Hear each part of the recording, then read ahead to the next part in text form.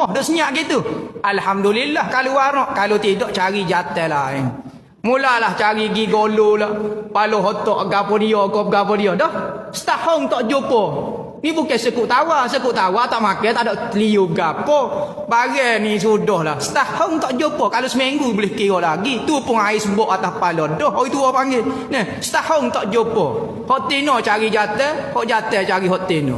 Tak apa dia kata. Tok laki ambo bisnesmen wak mari pitih kat ambo.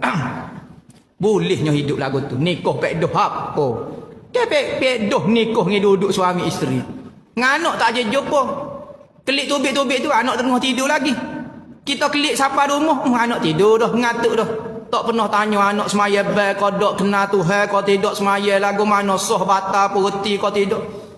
Jumpa ujung-ujung minggu tanya lagu mana sekolah, tuition lagu mana. Nabi Muhammad tak pernah tanya dia, Allah Taala tak pernah tanya dia. Amanah tu, anak ni amanah. Nah, pasal lagu tu tak ada keberkatan dalam hidup. Nah. Maka katanya Nabi, kita baca bismillah. Kemudian lepas pada tu duduklah orang yang makan bersama dia tidak baca bismillah, maka makan bersama dia setan. Nampak? Siapa dia tak baca bismillah, maka setan makan bersama dia. Kalau kita lupa baca bismillah, sunat kita baca bismillahi awwalahu wa akhirahu. Ada orang tak boleh baca doa ni. Tak tahu, tak ingat.